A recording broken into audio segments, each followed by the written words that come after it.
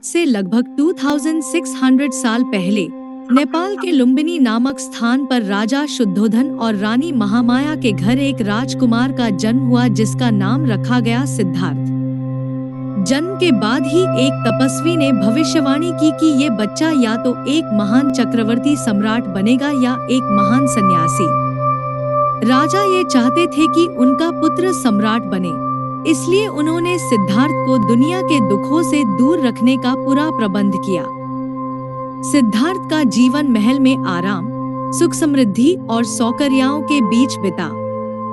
उन्होंने शिक्षा में भी प्रवीणता हासिल की और 16 साल की आयु में उनका विवाह सुंदर राजकुमारी यशोधरा से हुआ।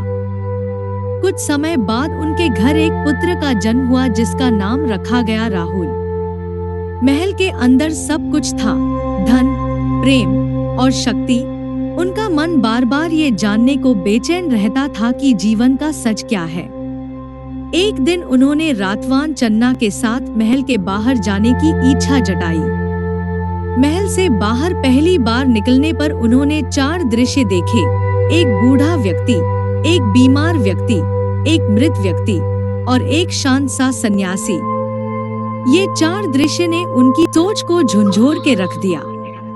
उन्होंने जाना कि जीवन में बुढ़ापा, बीमारी और मृत्यु तो अनिवार्य है, लेकिन शायद दुखों से मुक्ति भी संभव है। उसी रात सिद्धार्थ ने एक विशेष निर्णय लिया।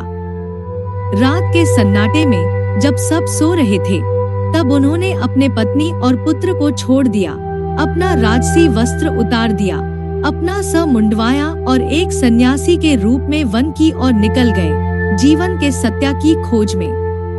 अगले 6 वर्ष तक उन्होंने कठोर तपस्या की, कभी कुछ ना खाकर, कभी घंटों तक ध्यान में बैठकर। लेकिन कठिन तपस्या से भी उन्हें मुक्ति का मार्ग नहीं मिला।